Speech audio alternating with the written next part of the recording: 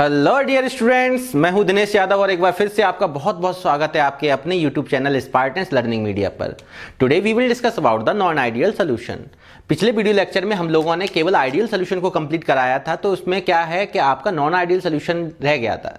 इस लेक्चर में हम लोग नॉन आइडियल सोल्यूशन के बारे में कंप्लीट जानकारी लेंगे और नॉन आइडियल सोल्यूशन आपको तभी समझ में आएगा जब आपने पिछले वीडियो लेक्चर को कंप्लीट देखा हुआ होगा। तो इसलिए पहले अगर जिन बच्चों ने आइडियल सोल्यूशन को नहीं पढ़ा है तो पहले पिछले वीडियो लेक्चर को कंप्लीट करें और उसको कंप्लीट करने के बाद इस वीडियो लेक्चर को आप देखें, तो आपको हर पॉइंट और अच्छी तरीके से क्लियर होगा। ठीक है ना। तो बिना किसी देरी के हम लोग नॉन आइडियल सोल्यूशन को पढ़ने वाले हैं। ठीक, आप देखें नॉन आइडियल सोल्यूशन क्या होता है।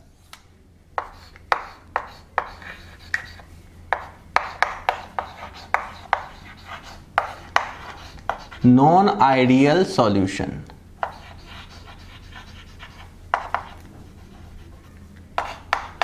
अगर मैं इसको डिफाइन करने की बात कहूं तो आइडियल सॉल्यूशन क्या होता था? The solution which always routes law exactly at the every range of concentration and temperature. तो यहां पे उसका अपोज कर दो, the solution which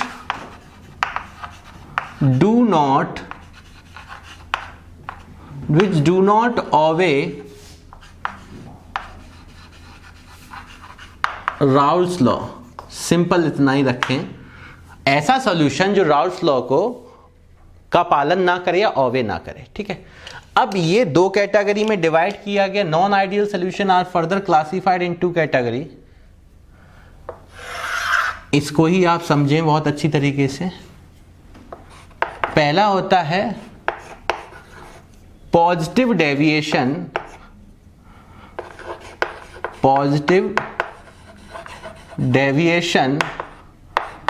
from Raoult's law. एक है अपने पास नेगेटिव डेविएशन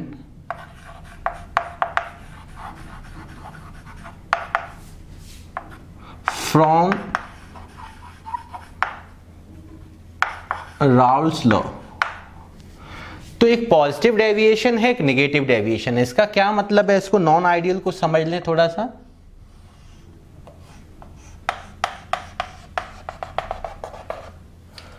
इस चीज में देखें, सबसे पहला पॉइंट पॉजिटिव डेविएशन और नेगेटिव डेविएशन में हम लोग देखेंगे। पहले तो नॉन आइडियल सोल्यूशन क्या होता है? The solution which do not always या फॉलोज द राउल्स लॉ। तो राउल्स लॉ को फॉलो नहीं करेंगे। तो आइडियल सोल्यूशन में हम लोगों ने पहला पॉइंट क्या पढ़ रखा था?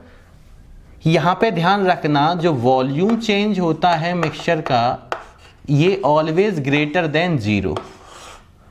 ऑलवेज ग्रेटर देन जीरो, मैं ब्रैकेट में नहीं रख रहा हूं, ठीक है ना। इसका मतलब क्या हुआ?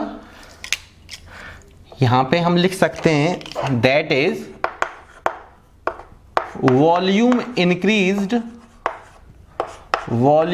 increased after dissolution। यहां पे क्या होगा? वॉल्यूम इंक्रीज होगा। इसी तरीके से अगर मैं इस पॉइंट को यहां लिखना चाहूं तो volume change of the mixture is lesser than zero. Negative मतलब lesser than zero. That is क्या बोल सकते हैं? Volume decreased after dissolution. Dissolution के बाद वॉल्यूम कैसा हो जाता है?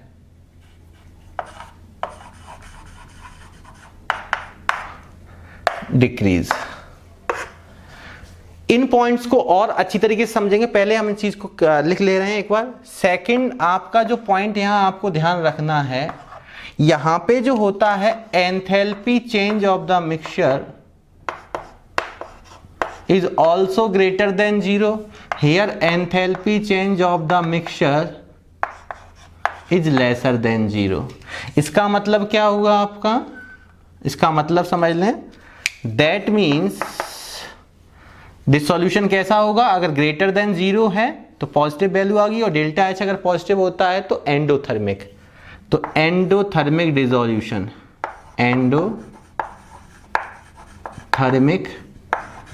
Dissolution, that is heat is, अगर एंडोथर्मिक है तो heat is absorbed, heat is absorbed. इस चीज के यहां क्या होगा, that is exothermic process, exothermic dissolution, या बोल सकते हैं here heat is evolved.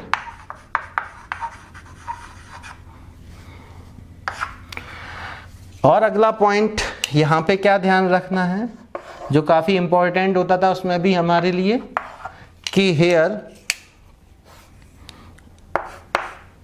AB interaction is lesser than AA interaction or BB interaction.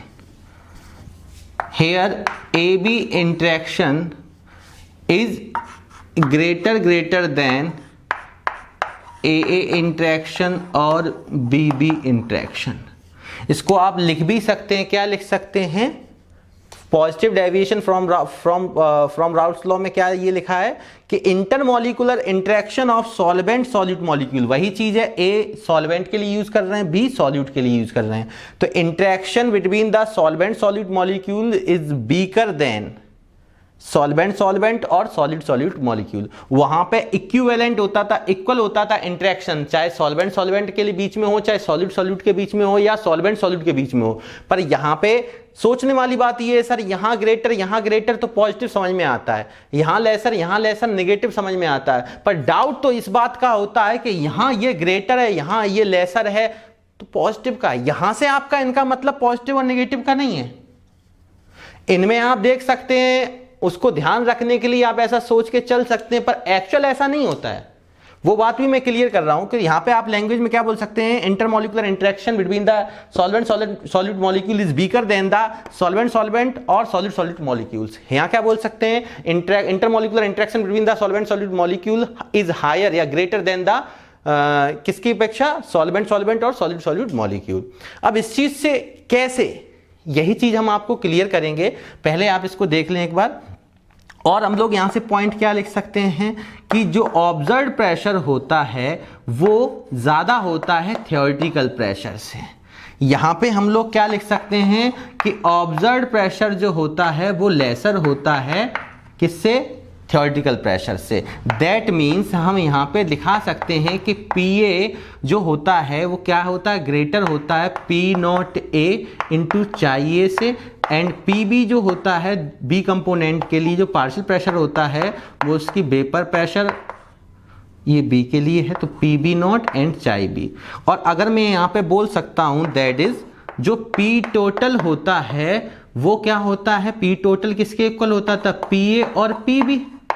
यहां पे अगर ये राउल्स लॉ को फॉलो नहीं कर रहा तो ये इक्वल नहीं होना चाहिए, इसका मतलब ये ग्रेटर होता है किससे, PT किसके इक्वल होता है, PA प्लस PB, और PA प्लस PB का मतलब ये ग्रेटर होता है किससे, PA0 चाहिए प्लस PB0 चाहिए भी।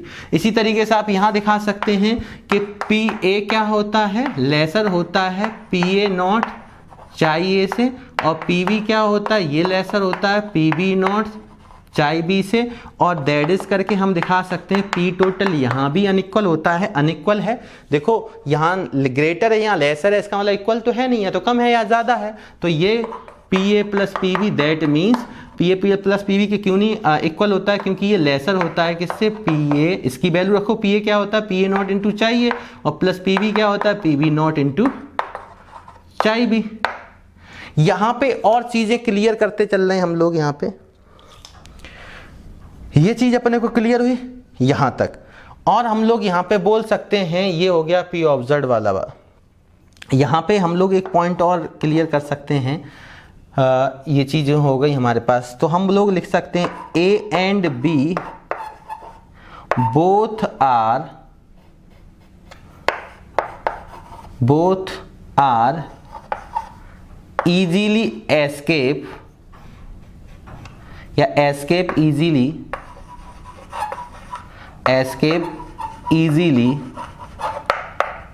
showing higher vapor pressure।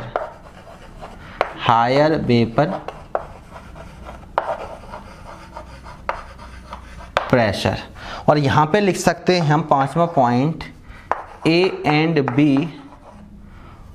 both या A and B do not easily escape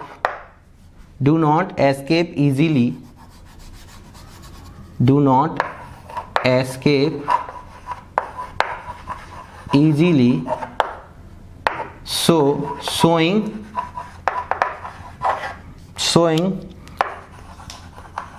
lower vapor pressure। अब इन पॉइंट्स को क्लियर आपको करना है। सोचने वाली बात कि आपको ये पॉइंट्स क्लियर कैसे होंगे। मैंने यहाँ पे आपको बताया कि volume change of the mixture is greater, तो यहाँ लेसर, यहाँ enthalpy change of the mixture is greater, यहाँ लेसर, यहाँ इंटरेक्शन लेस, बीकर होता है सॉल्वेंट और सॉल्यूट के इंटरेक्शन से, किसका, सॉल्वेंट सॉल्यूट इंटरेक्शन। यहाँ सॉल्वेंट सॉल्यूट इंटरेक्शन कैसा होता है, ज्यादा होता है। तो यहीं हमारे पास ये चीज पॉजिटिव से समझ में आ जाती है, नेगेटिव से ये समझ में आ जाती है, यही पॉजिटिव से समझ में हमें आ जाएगी, ये भी आ जाएगी, यहाँ भी समझ में आ जाएगा पॉजिटिव और नेगेटिव से। पर इस पॉइंट से हमें हर चीज गड़बड़ा जाती है कि यहाँ पे आपने बीकर लिया जबकि पॉजिटिव है, तो अगर ग्रेटर होता तो सभी हम ग्रेटर से ध्यान रख सकते हैं। एक्चुअल सबसे इंपॉर्टेंट पॉइंट यही है और इससे ये सब एक्सप्लेन होगा। अगर कोई पूछे ऐसा क्यों होता है तो तब भी ये आप यूज करेंगे।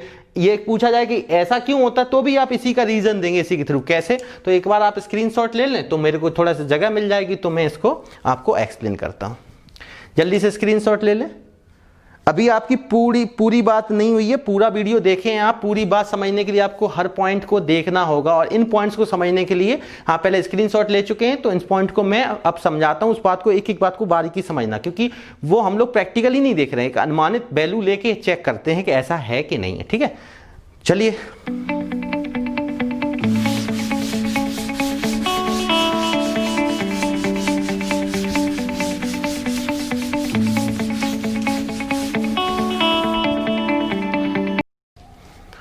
अब हम लोग देखते हैं जल्दी से एक बार आगे की चीज समझने से पहले, अभी हम कह रहे थे आपसे कि पॉइंट्स को क्लियर करते हैं, तो पॉइंट्स को क्लियर करने से पहले एक बार हम पॉजिटिव और negative deviation from Raoult's law से रिलेटेड क्या करते हैं, ग्राफिकल रिप्रेजेंटेशन को देख लेते हैं। तो जल्दी से यहाँ पे मेरा जो 6th में इसमें ग्राफिकल रिप्रेजेंटेशन देख सकता हूँ। तो यहाँ पे अगर वेपर प्रेशर और मोल फ्रैक्शन के बीच में मैं ग्राफ ड्रॉ करूँ, जगह है तो थोड़ा बड़ा ड्रॉ कर लो।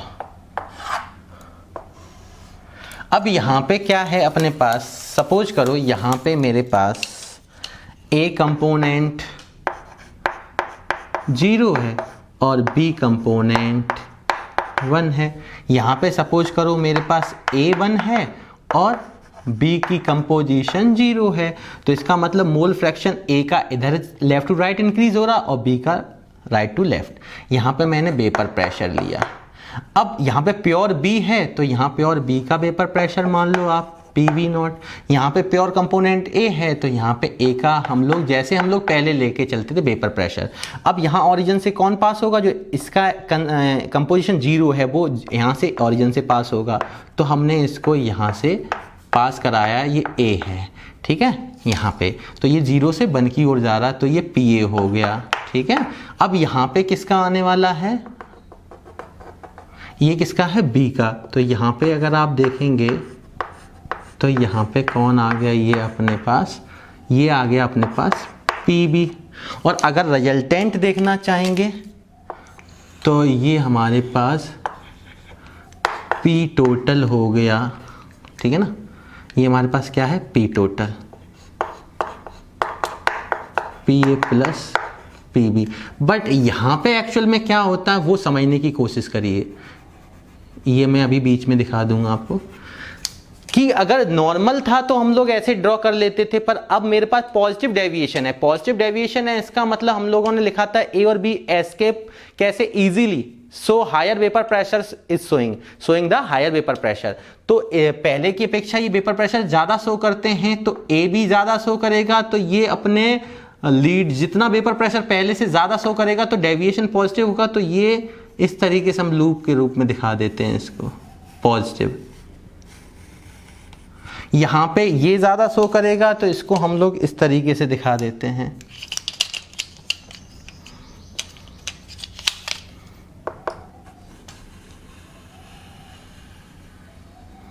ये क्या है अपने पास, ये है, यहाँ पे क्या है PB, और ये क्या है PA, और ये यहाँ पे क्या होने वाला है, ये रिजल्टेंट वाला भी कैसा होगा, ज़्यादा होगा, तो ये क्या हो जाएगा अपने पास इस तरीके से, ठीक है।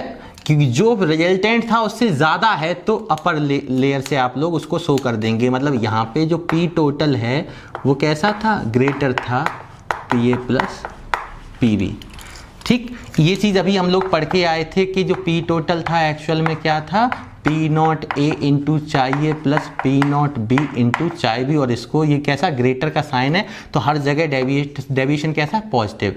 इस वाले के लिए भी हमने पॉजिटिव बनाया, इसको भी इसके जो रिजल्टेंट था एक्चुअल में हमारे पास था कैसा, ये देखें एक्चुअल हमारे पास ये बना था PA, और अब इसको अगर हम चेक करें तो ये कैसा है, ये इसकी अपर लेयर, मतलब कि वेपर प्रेशर अब पहले से ज़्यादा बन रहा है, ठीक है।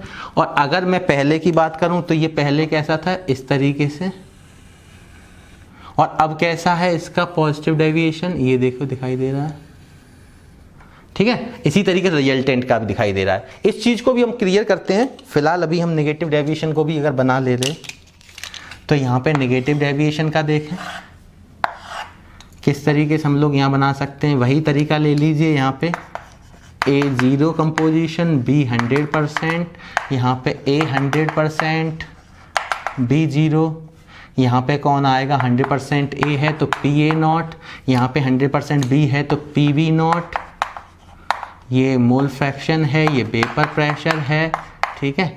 तो यहाँ पे हम लोग कैसे बनाते थे, एक बार जल्दी से ड्रॉ कर लेते हैं।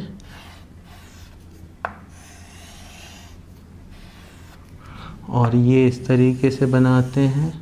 ये हमारा कौन है, A 0 कौन है, B, तो ये PB हो गया।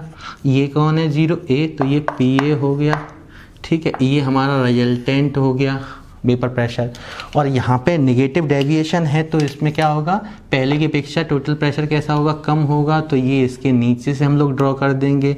इसमें कैसा हो जाएगा, ये चीज़ आप देखिए, यहाँ पे कैसा हो जाएगा, ये इसके बिलो से जाएगी और ये इसके बिलो से जाएगी। इस तरीके से कुछ ड्रॉ करेंगे। यहाँ से क्या समझ में आ रहा है कि एक्चुअल हमारा रिजल्टेंट क्या था, ये, ठीक है।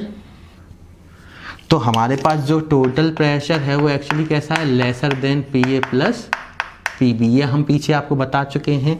तो एक्चुअल जो प्रेशर था वो पहले की अपेक्षा से, ये कंपोनेंट का जो प्रेशर है हमने आपको पीछे बताया था, PA भी लेसर होता है और PB भी लेसर होता है, किससे, P नॉट A इंटू चाई A, और ये किससे होता है, P नॉट B इंटू चाई B, और टोटल प्रेशर भी होता है वो लेसर होता है PA प्लस PB, या यूँ बोलो कि PT लेसर जो होता है P नॉट A इंटू चाई A plus P not B into चाई B। ये मैं पीछे बता के आ रहा हूँ।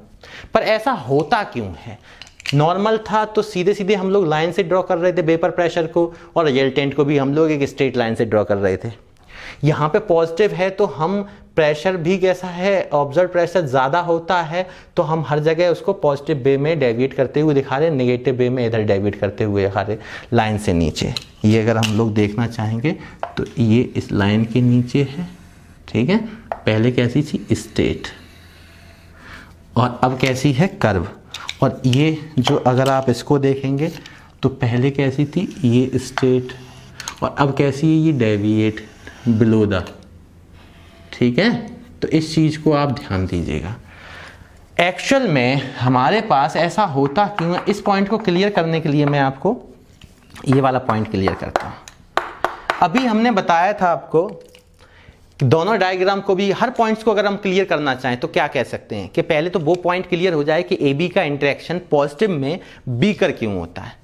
तो देखो, अगर मैं एक कंटेनर लेता हूं और यहाँ पे AA मॉलिक्यूल लिया मैंने, सपोज करो, और यहाँ पे मैंने BB मॉलिक्यूल लिया, और यहाँ पे मैंने AB मॉलिक्यूल लिया, समझना बात को। अब एक्चुअल में इंटरेक्शन वीक वाली बात आती है, तो यहाँ पे जो मॉलिक्यूल हैं ये सॉल्वेंट सॉल्वेंट है, ये सॉल्यूट सॉल्यूट, ये सॉल्वेंट सॉल्वेंट, ये सॉल्वेंट सॉल्यूट मॉलिक्यूल है। तो यहाँ पे जो इंटरेक्शन होता है वो इंटरेक्शन जो सॉल्वेंट सॉल्यूट मॉलिक्यूल का जो इंटरेक्शन होता है वो इनसे लेसर होता है।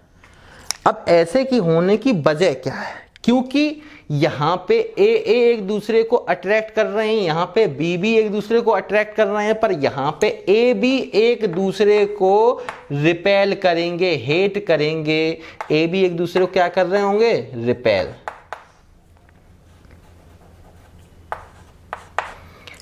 ठीक, क्या कर रहे होंगे? रिपेल। अब यहां पे अगर ये एक दूसरे को रिपेल करेंगे तो उतनी मजबूती से ये बॉन्ड मतलब कि इंटरेक्ट नहीं हो पाएंगे। अब जब दोनों मॉलिक्यूल ए और ए बी जब मिलेंगे ये ट्वाइस मॉलिक्यूल बनेगा, क्योंकि ए बी ये आपस में अगर इंटरेक्ट करना चाहेंगे पर उतने अच्छी तरीके से इंटरेक्ट नहीं कर रहे हैं, मतलब एक दूसरे को रिपेल कर रहे हैं। ए बी ए आपस में इंटरेक्ट था, बी आपस में इंटरेक्ट है, पर ए बी आपस में उतनी अच्छी तरीके से इंटरेक्ट नहीं हो पाया, एक दूसरे को हेट कर रहा है, दूर हटा रहा है। तो सिंपल चीज ये है कि यहां पे इंटरेक्शन वीक है, और वीक होगा तो सीधी सी बात है इनके बीच में इंटर आयनिक डिस्टेंस भी ज्यादा होगी, और इंटर आयनिक डिस्टेंस भी ज्यादा होगी तो पहले जो वॉल्यूम होगा उसकी अपेक्षा ये वॉल्यूम कैसा होगा? ज्यादा होगा। अगर फाइनल वॉल्यूम ज्यादा होगा इनिशियल वॉल्यूम से, अगर ये मान लो पहले 5 ml था, ये 5 ml था, दोनों मिलकर यहां पे जो रिजल्टेंट है वो 10 ना आके अब 12 आ जाए। 12 आने की वजह भी है भाई, वही मॉलिक्यूल जो काफी आपस में इंटरेक्ट थे वही अगर रिपेल करेंगे तो इंटर आयनिक डिस्टेंस बढ़ेगी, और इंटर आयनिक डिस्टेंस बढ़ेगी तो कंटेनर के अंदर उसका वॉल्यूम भी इंक्रीज होगा। तो रिजल्टेंट वॉल्यूम अगर देखेंगे तो फाइनल वॉल्यूम जो है वो अगर ज्यादा आया है इनिशियल वॉल्यूम से तो रिजल्टेंट विल बी पॉजिटिव, तो डेल्टा बी पॉजिटिव हुआ। पहली बात क्लियर।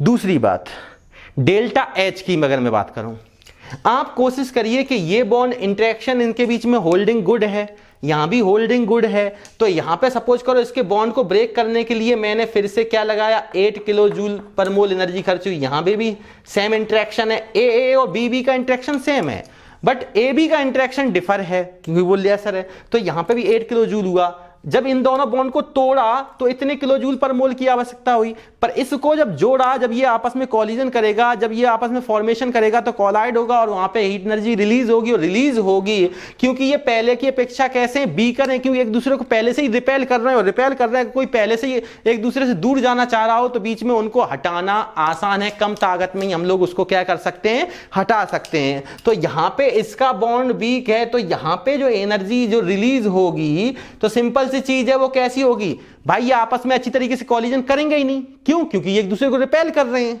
पसंद नहीं कर रहे हैं, और पसंद नहीं करेंगे तो अगर उतनी अच्छी तरीके से वो इंटरेक्ट नहीं है, रिपेलिंग ज्यादा है, तो इसका मतलब एक चीज है कि कॉलिजन कम हुआ, और कॉलिजन कम हुआ तो हीट एनर्जी भी कम रिलीज हुई। अगर हीट एनर्जी कम रिलीज हुई, सपोज करो 6 किलो जूल पर मोल हुई, 2 मोल बने थे तो ये 12 किलो जूल पर मोल हो गई। अगर मैं डेल्टा एच की बात करूं, मिक्सिंग की डेल्टा एच की, तो पहले टोटल कितना था? 16 प्लस का किलो जूल, और अब कितना है? ये क्या हुआ? ये हमारे पास रिलीज हुई, माइनस में है। ये यहाँ पे हमें क्या रिक्वायर्ड थी? बॉन्ड ब्रेक किए थे, यहाँ पे हीट एनर्जी रिलीज होगी क्योंकि कॉलिजन है, फॉर्मेशन हो रहा, पर फॉर्मेशन उतना बेहतर नहीं हो रहा क्योंकि वो एक दूसरे को रिपेल कर रहे हैं, और रिपेल कर रहे हैं तो सीधी सी बात है जब रिपेल करेंगे तो वहां पे हीट एनर्जी, क्योंकि वो रिपेल कर रहे हैं तो आपस में कॉलिजन उतना अच्छा नहीं हो पाएगा, दूर दूर होंगे तो कॉलिजन उतना अच्छा नहीं होगा, इसका मतलब हीट एनर्जी उतनी रिलीज नहीं होगी जितनी होनी चाहिए थी इंटरेक्शन की वजह से। तो ये माइनस का 12 किलो जूल हुआ, सपोज करो। ये मैं एग्जांपल मान के चल रहा हूं आपको समझाने के लिए। तो यहाँ पे कितना आया? पॉजिटिव 4 किलो जूल पर मोल। इसीलिए हम लोग क्या बोलते थे कि जो डेल्टा एच और मिक्सिंग है वो पॉजिटिव आ रहा है, इसका मतलब ये ग्रेटर देन 0 होगा। उम्मीद है कि वॉल्यूम भी समझ में आया होगा कि इनका इंटरेक्शन अच्छा था, जब आपस में मिले तो ये एक दूसरे को रिपेल किए। ए बी अच्छी तरीके से नहीं मिल सकते, इंटरेक्शन अच्छा नहीं है, होल्डिंग अच्छी नहीं है, तो रिपेलिंग अच्छी है, तो इसका मतलब रिपेल एक दूसरे को बहुत बेहतर तरीके से कर रहे हैं, एक दूसरे से घृणा कर रहे हैं, नफरत कर रहे हैं, दूर हट रहे हैं, तो क्या होगा? मॉलिक्यूल दूर दूर होंगे तो वॉल्यूम वैसे भी इंक्रीज हो जाएगा। और यहाँ पे मैंने आपको एंथैल्पी वाला पॉइंट भी क्लियर कर दिया और इंटरेक्शन वाला पॉइंट भी आपको क्लियर हो गया। ठीक है, अब मैं बात कर ले रहा हूं अगर इधर की, तो इसी तरीके से आप इधर देख लीजिए। अगर मान लो यहां पे आपके पास ये ए मॉलिक्यूल है, सॉल्वेंट, ये मैंने यहां पे सॉल्यूट लिया, समझना बात को, और यहां पे मेरे पास क्या बना? 2 मोल बन गए हमारे पास, क्या है? ये बंद है। ठीक है, यहां पे हमने क्या बना लिया? A B. अब मेरे को एक चीज बताइए, यहां पे हमने क्या बताया था, वॉल्यूम ज्यादा, एक्चुअल में क्या होगा कि ये इंटरेक्शन और ये इंटरेक्शन से इसका इंटरेक्शन ज्यादा है। तो यहां पे ए और बी रिपेलिंग कर रहे थे, रिपेल कर रहे थे एक दूसरे को, पर यहां पे तो ये एक दूसरे को क्या करेंगे, लाइक करेंगे। तो यहां पे ए बी एक दूसरे को क्या करेंगे, पसंद करेंगे, लाइक करेंगे। अगर ये लाइक करते हैं एक दूसरे को तो इसका मतलब यहां होल्डिंग अच्छी होगी। अगर होल्डिंग अच्छी है तो इनकी अपेक्षा इसका इंटरेक्शन ज्यादा होगा, कि इसके साथ ये जाना चाहेगा, इसके साथ ये जाना चाहेगा, एक दूसरे को पसंद करेंगे तो क्या इंटरेक्शन ज्यादा होगा। इंटरेक्शन ज्यादा होगा तो कॉलिजन भी ज्यादा होगा, कॉलिजन ज्यादा होगा हीट एनर्जी भी ज्यादा रिलीज होगी। तो सिंपल चीज है कि जो ये अभी इंटरेक्शन था इनके बीच में, इंटरमोलिकुलर आयनिक डिस्टेंस थी, अगर वो ज्यादा एक दूसरे को पसंद करेंगे तो यहां पे होल्डिंग भी अच्छी होगी। अगर ये होल्डिंग अच्छी हुई तो ये काफी क्लोजली होंगे, और क्लोजली होंगे तो पहली की अपेक्षा वॉल्यूम कैसा हो जाएगा, मॉलिक्यूल पास पास आ जाएंगे, अच्छा इंटरेक्शन होगा, काफी एक दूसरे को पसंद कर रहे, काफी अच्छा इंटरेक्शन होगा मॉलिक्यूल्स में। तो जब पास पास आ जाएंगे तो वॉल्यूम कैसे हो जाएगा, पहले की अपेक्षा लोअर हो जाएगा। तो वहां डेल्टा बी मिक्सिंग की कैसे दिखाया था, लोअर। सिंपल, यहां रिपेलिंग की वजह से ग्रेटर, और यहां लाइक की वजह से एक दूसरे मॉलिक्यूल को इंटरेक्ट अच्छे से हो रहे हैं, गुड होल्डिंग है। तो इसका मतलब यहाँ पे क्या आया, काफी इंटर आयनिक डिस्टेंस शॉर्ट है, तो इसलिए यहाँ पे वॉल्यूम कैसा हो गया, ग्रेटर। अब मैं बात कर रहा हूं अगर हीट एनर्जी की, तो यहां पे मान लो सपोज करो 8 किलो जूल इसी तरीके से इंटरेक्शन है जैसे पहले में हो रहा था, यहां भी 8 किलो जूल इसको बॉन्ड को ब्रेक करने के लिए। पर यहां पे क्योंकि यहां पे तो रिपेलिंग हो रही थी पॉजिटिव, और यहां पे क्या हो रहा है, इंटरेक्शन काफी अच्छा है, काफी क्लोज आना पसंद कर रहे हैं। तो मॉलिक्यूल जब आपस में काफी क्लोज आएंगे तो कॉलिजन भी ज्यादा होगा, कॉलिजन ज्यादा होगा तो हीट एनर्जी भी ज्यादा रिलीज होगी। तो यहां से सपोज करो कि मेरे पास जो हीट एनर्जी है वो 10 किलो जूल पर मोल रिलीज हुई, तो 2 हैं तो यहां से कितना हो जाएगा, 20। तो ये किसमें रिलीज होने की वजह से माइनस, और ये कैसे होंगे, प्लस, क्योंकि यहां रिक्वायर्ड है, बॉन्ड ब्रेक करने के लिए रिक्वायर्ड होता है, रिलीज होने के लिए नेगेटिव साइन लेते हैं। तो यहां पे अगर मैं एंथैल्पी चेंज की बात करूं मिक्सिंग की, तो पहले कितना था, 8 और 8 16 किलो जूल, और अब कितना है, 20 किलो जूल, वो भी माइनस के पर मोल। तो यहां पे हमारे पास क्या आया, रिजल्टेंट माइनस का 4 किलो जूल। तो बताओ नेगेटिव आई कि नहीं आई। उम्मीद है आपको हर चीज़ क्लियर हो रही होगी। तो वॉल्यूम भी क्लियर हुआ, यहाँ पे ज़्यादा क्यों, क्योंकि यहाँ पे क्या है, मॉलिक्यूल एक दूसरे को रिपेल कर रहे हैं, सॉल्यूट और सॉल्वेंट के, इसलिए वो बीकर हैं, ठीक, इंटरमॉलिक्यूलर इंटरेक्शन कम है, इस वजह से वॉल्यूम ज़्यादा है। और आपको एंथैल्पी के बारे में मैंने आपको एक्सप्लेन किया विद वैल्यू। और यहाँ पे भी आपने देखा इसी तरीके से, यहाँ पे एक दूसरे को लाइक कर रहे हैं, इंटरेक्शन अच्छा है, होल्डिंग अच्छी है, तो सीधी बात फॉर्मेशन के दौरान वो रिलीज भी एनर्जी ज़्यादा करेंगे। तो डेल्टा एस नेगेटिव आ गया, वॉल्यूम क्या हो जाएगा, कम हो जाएगा, क्योंकि इंटर आयनिक डिस्टेंस कम हो चुकी है। उम्मीद है समझ में आया। अब एक चीज़ और है, इसको मैं थोड़ा सा जगह चाहूँगा, आप चाहें तो आप यहाँ पे स्क्रीनशॉट ले लें, इनको समझने के लिए रफली समझना यार, इसको हमें कोई डिफरेंस में लाना नहीं है, ठीक है। तो जल्दी से देखें, यहाँ पे मैं एक चीज बताना चाहूंगा, और सबसे इंपॉर्टेंट है जो इस टॉपिक के लिए और अगले टॉपिक को जो मैं पढ़ाऊंगा, एजू टॉपिक मिक्सचर वगैरह, तो वहां भी एग्जांपल्स काफी काम में आएंगे। देखें अभी कि हम लोगों के पास अगर एग्जांपल्स की बात आती है, तो अगर मैं एग्जांपल्स की बात करूं फॉर पॉजिटिव डेविएशन, तो एग्जाम्पल्स कौन कौन से हो सकते हैं, बहुत सारे एग्जाम्पल्स हो सकते हैं मेरे पास। जैसे मैं पहला एग्जाम्पल लूं आपके पास, एसीटोन प्लस इथेनॉल। फिर मैं दूसरा एग्जाम्पल लूं, एसीटोन प्लस का कार्बन डाइसल्फाइड, प्लस मैं तीसरा एग्जाम्पल लूं, वाटर प्लस का इथेनॉल। मान लो मैं नेक्स्ट एग्जाम्पल लूं, ठीक है, वाटर प्लस का मीथेनॉल। मान लो मैंने नेक्स्ट एग्जाम्पल लिया, CCl4 प्लस का टॉयलिन। मान लो मैंने नेक्स्ट एग्जाम्पल लिया, CCl4 प्लस का मीथेनॉल। मान लो मैंने नेक्स्ट एग्जाम्पल लिया, CH या साइक्लोहेक्सेन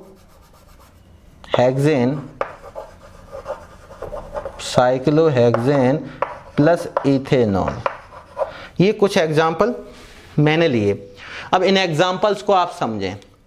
देखो एसीटोन ऐसा कुछ नहीं है, आप फॉर्मूले आप ऑर्गेनिक में पढ़ेंगे इसलिए मैं बता नहीं रहा हूँ। CH3OH प्लस का C2H5OH ये हो जाएगा। यहाँ पे अगर मैं बात करूँ तो एसीटोन क्या होता है, CH3COCH3, ठीक है। और यहाँ भी एसीटोन है, CH3COCH3। यहाँ कार्बन डाइसल्फाइड का तो फॉर्मूला ही लिखा हुआ है, तो कोई समस्या नहीं है।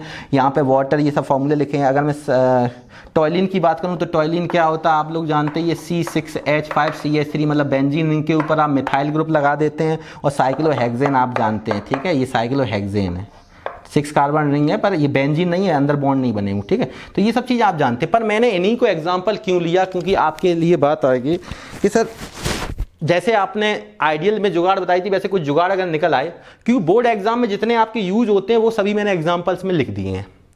अब इनको कैसे, क्योंकि वहां तो या तो एग्जाम्पल्स लिखा होता है कि ये प्लस ये किसको शो कर रहे हैं, पॉजिटिव डेविएशन को या नेगेटिव डेविएशन को, वहां ऐसे पूछा जाएगा, क्योंकि दोनों नॉन आइडियल होते हैं भाई, पॉजिटिव भी डेविएशन होता है और नेगेटिव डेविएशन, दोनों नॉन आइडियल है। अब नॉन आइडियल में पॉजिटिव शो करेंगे या नेगेटिव शो करेंगे, तो इसको पहचानने के लिए अगर इसके लिए भी कोई जुगाड़ मिल जाए तो अपना तो काम हो जाएगा बोर्ड का, ठीक है। कंपटीशन में भी आप यूज कर सकते हैं, बहुत सिंपल तरीका मैं बता रहा हूं कि अगर आपका पॉजिटिव डेविएशन है तो ये सभी के सभी मोस्टली जो होंगे, ये सभी के सभी जो मोस्टली होंगे वो या तो आप पहचानने की कोशिश करें, यहां पे या तो एल्कोहल होगा इनके पास, या कार्बन डाइसल्फाइड कहीं होगा, या कार्बन टेट्राक्लोराइड। अगर तीन ये चीज कहीं ना कहीं दोनों में से दो कंपोनेंट लेके चल रहे हैं, अगर दोनों कंपोनेंट में से कोई भी एक चीज अगर आपको नजर आ जाए तो आप समझ लेंगे कि वो क्या है, आपका पॉजिटिव डेविएशन को शो कर रहा है, ठीक है। अब चेक करते हैं, जैसे मैंने इसमें देखा तो यहाँ पे एल्कोहल, क्योंकि इथेनॉल में ऑल आता तो ये एल्कोहल को रिप्रेजेंट कर रहा है, पॉजिटिव डेविएशन। यहाँ कार्बन डाइसल्फाइड आ गया, पॉजिटिव डेविएशन। यहाँ एल्कोहल आ गया, पॉजिटिव डेविएशन। यहाँ भी एल्कोहल आ गया, पॉजिटिव डेविएशन। यहाँ पे कार्बन टेट्राक्लोराइड आ गया, बोला था ना CCl4 CH2 और OH, तो यहाँ CCl4 आ गया, पॉजिटिव डेविएशन। CCl4 आ गया, पॉजिटिव डेविएशन, ठीक है। यहाँ पे साइक्लोहेक्सेन में ऐसा कुछ नजर नहीं आया, एल्कोहल आ गया, ये देखो OH, पॉजिटिव डेविएशन। बोलो आसान है, गॉट इट। आई होप आपको ये अंडर सब चीज समझ में आ रही होगी, क्योंकि इससे बेहतरीन जुगाड़ मिलेगी भी नहीं आपको, ठीक है। तो इस तरीके से हम किसी भी एग्जांपल को देख के बता सकते हैं कि पॉजिटिव डेविएशन है या नहीं है। मतलब ये मैं केवल जुगाड़ बता रहा हूं, पर ऐसा नहीं है कि हर 100% ही सेटिस्फाई होगा। हम अपने बोर्ड एग्जाम की बात कर रहे हैं, कहीं कहीं रेयरली ऐसे भी एग्जाम्पल आ जाते हैं जहां पे वो इसमें एक्सेप्शनल का काम करेंगे, मतलब इससे आप नहीं पहचान पाएंगे। पर बोर्ड एग्जाम में जितने भी एग्जाम्पल घूम फिर के आते हैं, मैं सबकी बात कर रहा हूं, तो मोस्टली इन्हीं में से आते हैं, तो आप इस जुगाड़ से काम चला सकते हैं, ठीक है। और कंपटीशन में भी मोस्टली इन्हीं में से आते हैं, ठीक है। जब आप तैयारी करेंगे या जो बच्चे कर रहे होंगे वो देख रहे हैं, तो उन्हें पर समझ में आ रहा होगा, उनके लिए बहुत अच्छी चीज मिली है। अब मैं बात कर रहा हूं इसके एग्जाम्पल्स की। अगर मैं इनके एग्जाम्पल्स की बात करूं तो यहां पे मैं एग्जाम्पल क्या क्या लेके चल सकता हूं। सपोज करो मैंने लिया CH3, मैं फॉर्मूले में लिख ले रहा हूं, मीथेनॉल और एस्टिक एसिड। अगर मैं दूसरे एग्जाम्पल की बात करूं तो वाटर प्लस एस्टिक एसिड। अगर मैं तीसरे एग्जाम्पल की बात करूं तो वाटर प्लस HCl। अगर मैं चौथे एग्जाम्पल की बात करूं तो HNO3 प्लस वाटर, ठीक है। और भी हो सकते हैं। मैं अगर अगले की बात करूं तो HCOOH प्लस वाटर। और भी आपके पास हो सकते हैं। अगर मैं बात करूं तो एसीटोन प्लस पिरीडीन। जो अपने बोर्ड एग्जाम में ज्यादातर आते हैं, मैं उन्हीं की बात कर रहा हूं। अगर और मैं बात करूं तो एसीटोन प्लस आप बोल सकते हैं एनिलीन, ये, ठीक है। और भी मैं बात करूं अगर सपोज करो तो यहां पे हम बोल सकते हैं क्लोरोफॉर्म CHCl3 प्लस बेंजीन, ठीक है। अब यहां पे पिरीडीन और एसीटोन, ये एग्जाम्पल हैं। मीथेनॉल 1 2, ठीक है, 1 2 3 4 5 6 7 8 हो गए। यहां पे एक बार आप एसिटिक एसिड कर लीजिए, सॉरी, एसिटिक एसिड। अब आप ध्यान दीजिए यहां पे एसिटिक एसिड, ठीक है ना। तो बेटा इन चीज के एग्जाम्पल्स में, ये सभी बोर्ड एग्जाम में आई हुए हैं, इसलिए मैं इतना ही लेके चल रहा हूं, ठीक है। अगर यहां पे मैं बात करूं तो आप यहां पे कैसे पहचानेंगे कि कौन से नेगेटिव डेविएशन को शो करते हैं, तो मैं यहां पे भी आपको एक जुगाड़ बता दे रहा हूं कि ये मोस्टली क्या होंगे, एसिड। कोई ना कोई कंपोनेंट एक कैसा होगा, mostly acids shows negative deviation है। सर देख लेते हैं, चलो। यहां पे एल्कोहल है तो दिमाग में एल्कोहल को देखते तो ये भी आ सकता है कि ये पॉजिटिव भी हो सकता है, पर अगले वाले को भी चेक कर लो। एल्कोहल के साथ एसिड है, अगर एल्कोहल के साथ एसिड ना हो, इनमें देखिए किसी भी एल्कोहल के साथ एसिड नहीं होगा, क्योंकि एल्कोहल से आप कंफ्यूज हो सकते हैं, तो यहां पे एल्कोहल के साथ एसिड नहीं होगा। अगर एल्कोहल एसिड दोनों हैं तो प्रायोरिटी किसकी ज्यादा होगी? एसिड की। किसकी? एसिड की। तो यहां पे देखो, यहां पे ये कुछ बच्चों को लग रहा होगा सर OH, नहीं, ये COOH है, पूरा ग्रुप कार्बोक्सिलिक ग्रुप है, तो ये एसिटिक एसिड है आपका। क्या? Acetic acid. तो ये क्या है? Acetic acid. अब ये एसिटिक एसिड है तो सिंपल चीज क्या है? ये इथेनॉइक एसिड भी बोलते हैं। तो यहां पे ये नेगेटिव डेविएशन। यहां देखो ये भी एसिटिक एसिड, ये HCl hydrochloric acid, nitric acid, formic acid, देखो एसिटिक एसिड। सर यहां एसीटोन एनिलीन, ये एनिलीन है, और यहाँ क्लोरोफॉर्म बेंजीन, इनमें तो कुछ है ही नहीं एसिड। तो ये दोनों बोर्ड एग्जाम में आए हुए दोनों एक्सेप्शनल है, इनको आप ध्यान रखना। बोर्ड एग्जाम में यही दो एक्सेप्शनल तौर पे आते हैं जिसको हम मोस्टली एसिड वाले अपने फंडे से ध्यान नहीं दे सकते। तो ये दो मिल रहे हैं, इनको आप एक बार देख लेंगे, दो ही तो ध्यान रखने, बाद बाकी में तो जुगाड़ आ जाएगी। फिर से एक बार बता दूं, अगर नॉन आइडियल में पॉजिटिव होगा तो या तो एल्कोहल होगा या कार्बन डाइसल्फाइड या कार्बन टेट्राक्लोराइड होगा, और नेगेटिव होगा तो आपके पास मोस्टली एसिड होंगे। पर बात आई एक चीज कि एल्कोहल एसिड दोनों है तो एसिड की प्रायोरिटी ज्यादा होगी, तो आप नेगेटिव में रखेंगे। एग्जाम्पल्स आपको उम्मीद है कि क्लियर हो चुके हैं, ठीक है।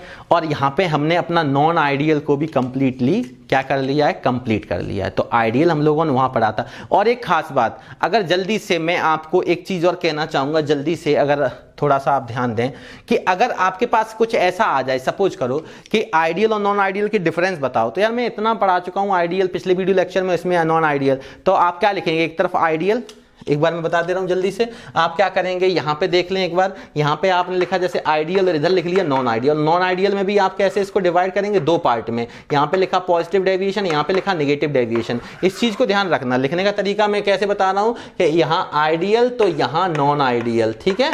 और नॉन आइडियल में भी दो बनेंगे कॉलम, तो इसका मतलब यहां पॉजिटिव और यहां पे नेगेटिव। तो इस तरीके से आप बना के चलेंगे। अब आइडियल में क्या है? आप पॉइंट लिखेंगे कि the solution which follows Raoult's law at every range of concentration, यहां लिख लेंगे डू नॉट फॉलो, क्योंकि चाहे पॉजिटिव हो चाहे नेगेटिव हो, दोनों नॉन आइडियल है, तो वहां पे लिख लेंगे। यहां पे आप दिखा देंगे डेल्टा बी, आइडियल में क्या दिखाएंगे? आइडियल में दिखा देंगे आप delta B positive greater than, वो डेल्टा बी इज इक्वल 0, और नॉन आइडियल में दोनों में दिखाए, एक पॉजिटिव वाले में ग्रेटर देन 0, नेगेटिव वाले में आप लेसर देन 0 दिखाएंगे। डेल्टा एस की बात करें मिक्सिंग की, तो वहां पे दिखाएंगे इक्वल 0 आइडियल में, नॉन आइडियल में डिपेंड करता है, पॉजिटिव है तो ग्रेटर देन 0 और नेगेटिव है तो लेसर देन 0। अगर मैं इंटरेक्शन की बात करूं ए बी और ए और बी मॉलिक्यूल की, तो आप आइडियल में क्या दिखाएंगे कि ए बी इंटरेक्शन इज सिमिलर, किसकी तरीके से होता है? ए B interaction, intermolecular interaction between the solid solvent और सॉल्यूट। ध्यान रखना, interaction between the solvent solute molecule is same as the solute और solvent वहां सबका इंटरेक्शन सेम होता था। और यहां पे ध्यान रखना पॉजिटिव में कि interaction is weaker, A B interaction solvent solute interaction is weaker than the solute और सॉल्वेंट। और नेगेटिव में आप क्या ध्यान रखेंगे कि interaction between the solvent solute molecule is higher than या ग्रेटर देन द सॉल्यूट और सॉल्वेंट। ठीक है, इस पॉइंट को ध्यान रखना, क्योंकि पॉजिटिव में कभी आप ग्रेटर लेके चल सकते पर वहां वीकर है। ठीक है, इस चीज पे ध्यान देना बेटा आप लोग। अब बात आई आपके पास, इसके बाद हमने क्या बताया था? इसके बाद हमने आपको प्रेशर के बारे में बताया। ऑब्जर्व प्रेशर इक्वल होता है थ्योरेटिकल प्रेशर के, वहां पे पॉजिटिव में ग्रेटर, नेगेटिव में लेसर होता है। यहाँ पे ए बी का इंटरेक्शन, वो एस्केपिंग टेंडेंसी सेम होती है, वहां पे पॉजिटिव में जाएंगे तो एस्केपिंग टेंडेंसी कैसी होगी आपकी? ईजी होगी, वे इजीली एस्केप हो जाएंगे, इसलिए वो हायर वेपर प्रेशर शो करेंगे, और नेगेटिव में लोअर वेपर शो करेंगे, क्योंकि इजीली एस्केप नहीं हो पाते हैं। और अगर वेपर प्रेशर और हम लोग मोल फ्रैक्शन में ग्राफ ड्रॉ करेंगे तो आप लीनियरली ग्राफ जानते हैं, vapour pressure is linear function of the mole fraction. ठीक है, तो यहां से आप ओरिजिन से पास होते हुए दिखाएंगे। ध्यान ये रखना, कंपोजिशन किसी की भी किधर भी कर सकता है, जरूर नहीं है आप किताब की तरीके से रट के जाएं कि इधर ए की 0 इधर बी की 1 है, आगे पीछे भी हो सकता है। जो मैंने समझा इस चीज पे ध्यान देना। ठीक है, तो ग्राफ मैंने बताया नॉर्मल में पॉजिटिव में कैसे आएगा, नेगेटिव में कैसे आएगा, और क्यों ऐसा होता है, क्यों एंथैल्पी 0, वॉल्यूम 0 होता है, क्यों ग्रेटर होता है, क्यों लेसर होता है। इस पॉइंट को इंटरेक्शन वाले पॉइंट से क्लियर किया। उम्मीद है कि ये पूरा लेक्चर आपको कंप्लीटली समझ में आया होगा।